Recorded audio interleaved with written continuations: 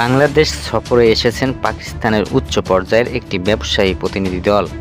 গত শুক্রবার ঢাকা সফরে এসে Pakistan chamber of commerce and institute 24 সদস্যের প্রতিনিধি দলটি আগামী 15 জানুয়ারি পর্যন্ত বাংলাদেশ সফর করবেন। তারা ঢাকায় অবস্থিত পাকিস্তান হাইকমিশন থেকে পররাষ্ট্র মন্ত্রণালয়কে এক চিঠিতে উচ্চ পর্যায়ে এই বাণিজ্য প্রতিনিধি দলকে সহযোগিতা করার অনুরোধ জানানো হয়েছে। চিঠিতে বলা হয়েছে, বাংলাদেশের ব্যবসায়ীদের শীর্ষ সংগঠন federation of Bangladesh chambers of commerce and industry আমন্ত্রণে বাংলাদেশে সফরে আসছেন পাকিস্তানের ব্যবসায়ীরা। এতে নেতৃত্ব দেবেন বিসিসিআই এর সভাপতি আতিক ইকরাম শেখ এবং সিনিয়র সভাপতি সাকিব আওয়াজ মাগুন। এই প্রতিনিধি দল পাকিস্তানের বিভিন্ন খাতের শীর্ষস্থায়ী শিল্পপতি ও ব্যবসায়ীরা থাকবেন।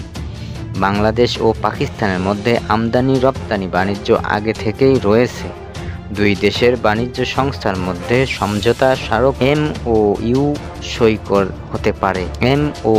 সই হতে পারে। বিশেষ করে চাল আমদানি নিয়ে আলোচনা করা হতে পারে।